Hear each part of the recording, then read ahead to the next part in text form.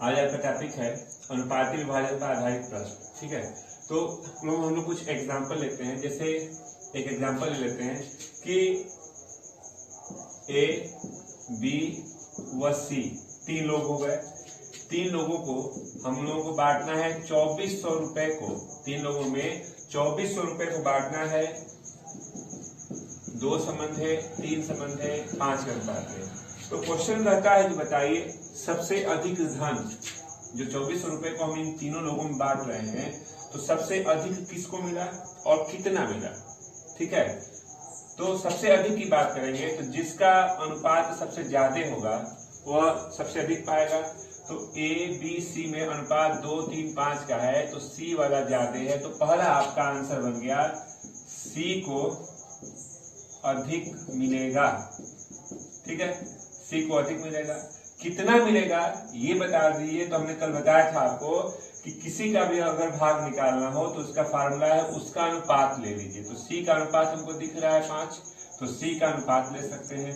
बटा में लेते हैं अनुपाती योग, तो अनुपाती योग कर लीजिए 2 धन 3 धन 5 गुणते जिस संपत्ति को बांटना है वह ले लीजिए, यानी 2400 ले लेते हैं। ठीक है, हल करते हैं तो ये हो गया 5, ये हो गया 8, 2 10 कर सकते हैं। यहाँ हो गया 2400, 1 0 कट जाएगा। 5 से गुणा करते हैं तो 5 के 20 2, 10 2 12, यानी सी को कितना मिला तो आपका आंसर हो गया 1200 रुपया।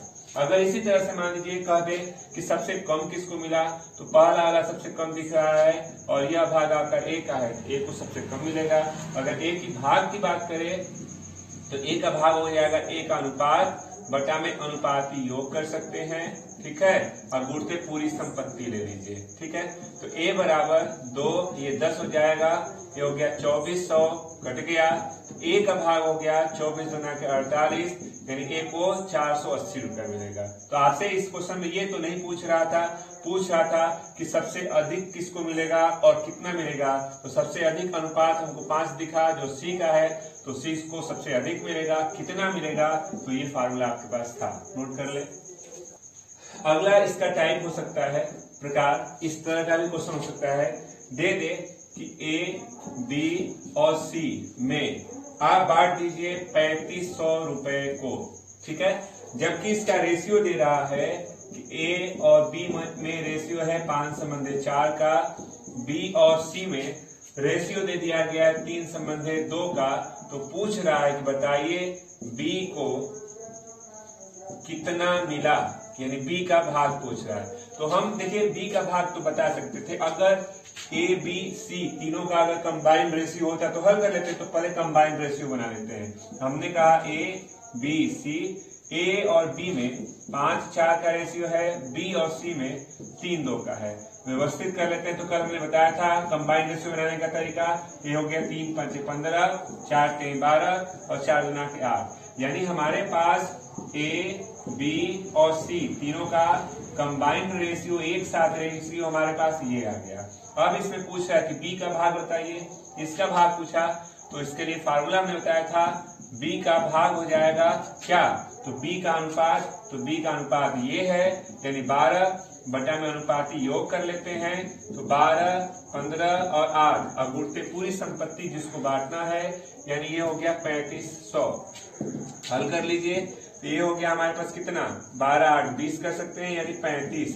अब गुणते कर दीजिए 3500 कट गया 100 बार में, यानी 12 पे 2 0 कर सकते हैं, यानी बी को कितना मिला 1200 रुपया। नोट कर ले। इसका टाइप हो सकता है, कह रहा है कि मान लीजिए कि 2000 रुपया आपके पास है। ठीक है, 2000 रुपए, इसको पी क्यू आर में इस प्रकार से बांटना है। तो कह रहा है कि पी को क्यू का दुना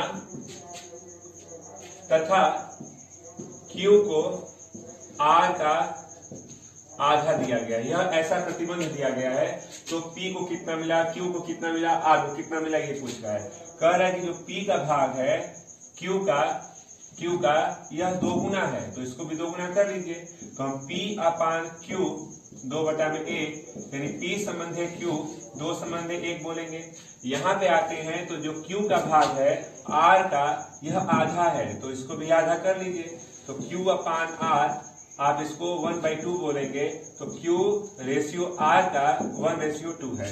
आपने एक चीज सिमिलरिटी देखा, देखिए यहाँ Q है और यहाँ Q है, तो यह Q वाला भाग 1 दिख रहा है और यहाँ पे Q वाला भाग 1 दिख रहा है। यानी हम इनको चाहे, कल हमने बताया था आपको, अगर इनको चाहे तो बिना किसी प्रोसेस के एक साथ कंबाइन ले सकते हैं।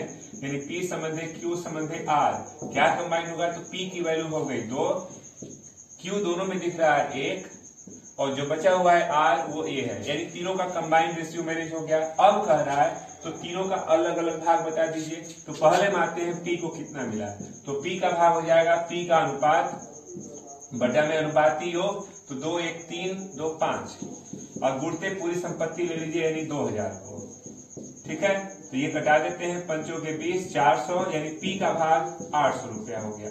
अब कहते हैं कि Q का भाग बता दीजिए, तो Q का अनुपात 1 बटा में अनुपाती योग यानी 5 और गुणते 2000, तो इसको घटा देते हैं, यानी कि हमारे पास Q का भाग आ गया 400 रुपया। अब कहते हैं कि R को बता दीजिए, तो R का भाग हो जाएगा R वाला अनुपात यानी 2, इसका योग अनुपाती योग 5 और गुणते कर सकते हैं 2000, कटा देते हैं, ये हो गया। R को कितना मिला, तो R को 800 रुपया हो गया।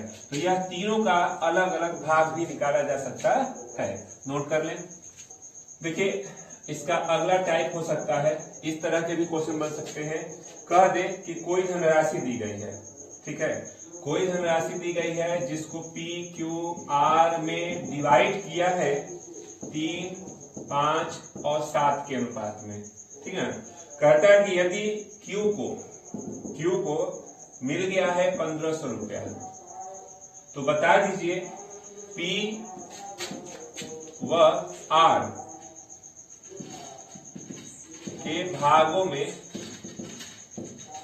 कितने रुपए का अंतर होगा। ठीक है, तो इसके लिए एक सिंपल सा प्रोसेस हम बताते हैं। देखिए अगर इसको तीनों का एक साथ कंबाइन किया है, अलग अलग करेंगे, तो P की वैल्यू 3x हो जाएगी, Q की वैल्यू 5x हो जाएगी और R की वैल्यू 7x हो जाएगी। जबकि Q की वैल्यू दिया गया है 1500, तो यह बराबर हो जाएगा 1500 के बराबर हो जाएगा। तो x का मान हमारे पास आ गया 300। ठीक है, इस x के मान को यहाँ रखेंगे, यहाँ रखेंगे, तो यहाँ रखेंगे तो P की वैल्यू 3 गुणते 300 यानी P हो गया 900 रुपया। R की बात करते हैं तो 7 गुणते x यानी 300, तो R की वैल्यू होगी 70 के 2100 रुपया। अब अंतर की बात करें, क्वेश्चन में दे रहा है कि P और R के भागों में कितने का अंतर है, तो बड़े वाले में से छोटे को घटा दीजिए, तो अंतर हो जाएगा 2100 में से आप 900 घटाएंगे तो 2 0, 11 में से 9 गया 2, यानी कि कितने रुपए का अंतर है दोनों लोगों में, तो 1200 रुपए का अंतर हो जाएगा। नोट कर सकते हैं आप इसको। देखिए अगला टाइप हो सकता है क्वेश्चन का, इस तरह से भी बनता है। कह दे कि 2030 रुपए को ABC में इस प्रकार से बांटना है, ABC में इस प्रकार से बांटना है कि उनके भागों में जो भी हमारे पास ABC के भाग आते हैं, तो प्रत्येक में क्रमशः 15 रुपए, 10 रुपए और अगर 5 रुपए इन तीनों के भागों में A वाले भाग जो भी आता है इसको बांटने पे, इसमें से A वाले भाग में से 15 रुपया, B वाले में से 10 रुपया और C वाले में से 5 रुपया अगर हम कम कर दें या घटा दें, तो जो भाग नए वाले आते हैं उनका जो नया अनुपात हमारे पास दे दे कि 8 संबंधे 7 संबंधे 5 का है, तो इनके भाग बता दें ABC को कितने कितने मिले थे। ठीक है, तो हमने ये कहा कि जब इतने रुपए का अंतर है तो हमने ये जो नया वाला अनुपात है, तो हम कह सकते हैं ना कि A वाले का भाग 8x जो कम था उसको जोड़ लीजिए, B वाले का भाग 7x जो उसका कम है उसको जोड़ लीजिए, C वाले का भाग 5x जो कम हो रहा था वो जोड़ लीजिए। तो यह A का भाग, B का भाग और C का भाग, तीनों भागों को जोड़ेंगे तो इसके बराबर होना चाहिए। तो आपने कहा 8x धन 15, 7x धन 15 और 5x धन 5 बराबर 2030। हल करते हैं तो देखिए 14 1 15 5 20 यानी 20x धन 15 दूना के 30 और 5 35 हो जाएगा 2030। तो 20x बराबर इधर ले आके घटाएंगे तो आपके पास रिजल्ट हो रहा है, देखिए जो हमारे पास C का भाग था 7x धन 10, तो यहाँ 10 ही रख दीजिए, हल कर लेते तो 15 और 15 30 हो गया। 30 घट जाएगा तो 2000 आ गया। तो यक्स का मान 1 कट जाएगा और 2 से इसको कटा देंगे, यानी यक्स का मान आ गया 100। पूछ रहा था कि तीनों का भाग बता दीजिए। तो ए वाला भाग ये है हमारे पास। तो ए का भाग हो जाएगा 8 गुणते 100 धन 15 800 धन 15 815 रुपया। बी का भाग हो जाएगा 7 गुणते 100 धन 10 710 ये हो जाएगा। सी का भाग हो जाएगा 5 गुणते 100 धन 5 50 505 रुपया हो जाएगा। ठीक है, तो यह तीनों के भाग हो गए जो पूछ रहा था आपको, नोट कर लें। इसी में डिजिट की जगह पे मान लीजिए कोई नाम भी दे सकता है, कह दे क्वेश्चन में कि राम, ध्यान दीजिएगा अभी इसी टाइप का क्वेश्चन हम लगाए, राम श्याम और मोहन दे दे। ठीक है, 3 लोग हो गए। तीनों लोगों में कह रहा है कि 1228 रुपए को आप लोग बांट रहे हैं। अगर इन तीनों के भागों में 4 8 और 16 रुपया अगर हम घटा देते हैं तो जो नया अनुपात होता है 1 संबंधे 2 संबंधे 3 का हो जाता है। तो तीनों के भाग बता दीजिए। अभी इसी तरह का रिपीट हमने क्वेश्चन किया, तो हम कह सकते हैं ना कि राम का भाग हो जाएगा, ये कम किया जा रहा है तो नया अनुपात है, तो हमने कहा यक्स जो कमी है वो जोड़ लीजिए। राम का हो गया। श्याम की बात किया जाए तो ये हो जाएगा 2x धन जो कमी है वो जोड़ लीजिए। और मोहन की बात किया जाए तो इसका हो जाएगा 3x धन ये कमी। यह तीनों भागों का योग बराबर इस रुपए को आप भी डिवाइड कर रहे हैं, तो आपने कहा x धन 4 2x धन 8 और 3x धन 16 करके 1228 कर ले। 3 2 5 1 6 यक्स हो गया। ये जोड़ेंगे तो 16 4 20 8 28 हो जाएगा।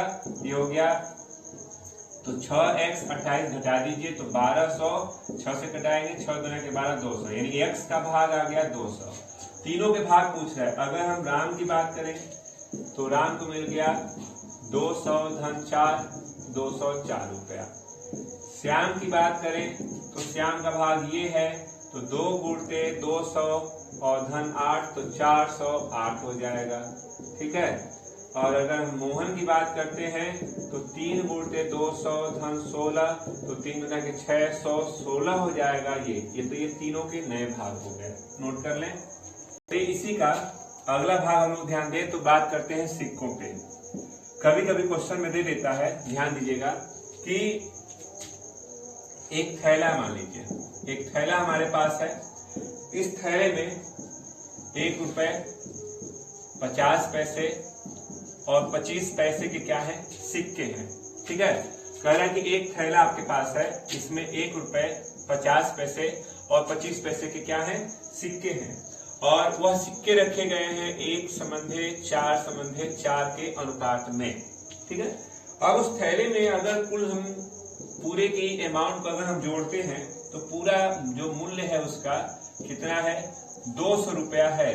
तो कह रहा है बताइए 25 पैसे के कितने सिक्के थे, 25 पैसे के कितने सिक्के थे, यानी 25 पैसे के सिक्कों की संख्या पूछ रहा है।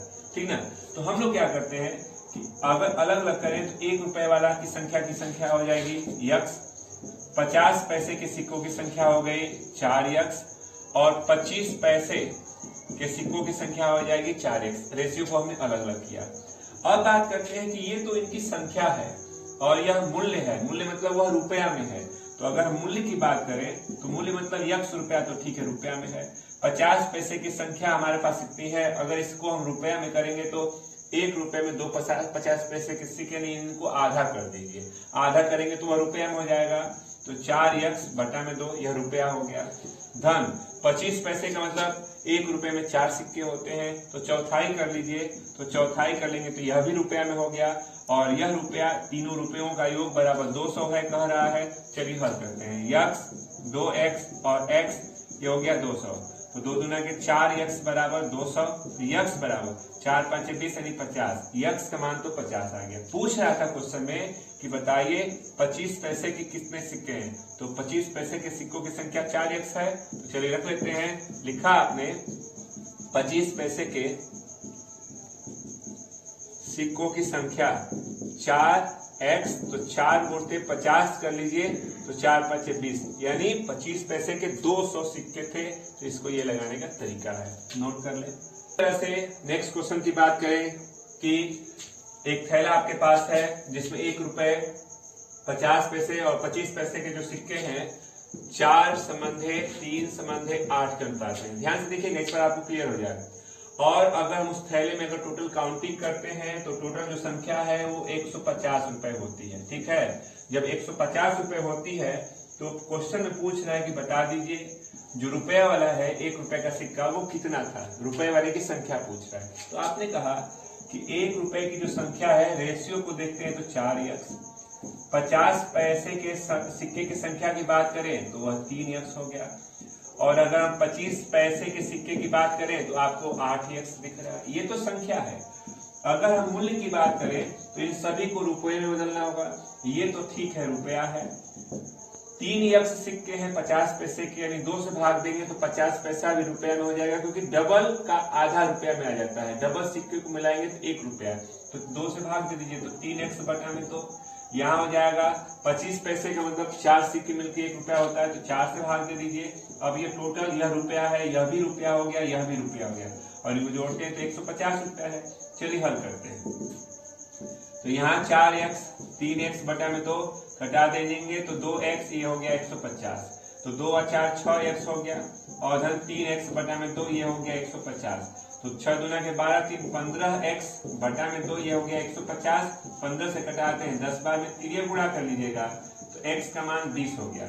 अब वो पूछ रहा था कि बता दीजिए 1 रुपए के सिक्के कितने थे, तो आपने कहा 1 रुपए के सिक्कों की संख्या, तो 1 रुपए के जो सिक्के हैं वो कितने हैं, तो आपने यहाँ लिखा है कि 4x है, तो 4x मतलब 4 गुणते x का मान 20 रख दीजिए, तो ये 80 है। 80 सिक्के 1 रुपए के हैं, ये आपका आंसर हो गया। इसी का जस्ट पिछला क्वेश्चन लगा था, ऐसा ही कुछ नोट कर लें।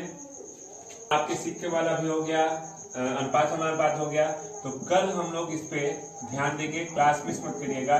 कुछ अभ्यास के क्वेश्चंस हैं, जो भी जितने भी क्वेश्चन में सब लगाए जाएंगे, तो कल से इसका अभ्यास शुरू करते हैं। ठीक है, आज के लिए बस इतना ही।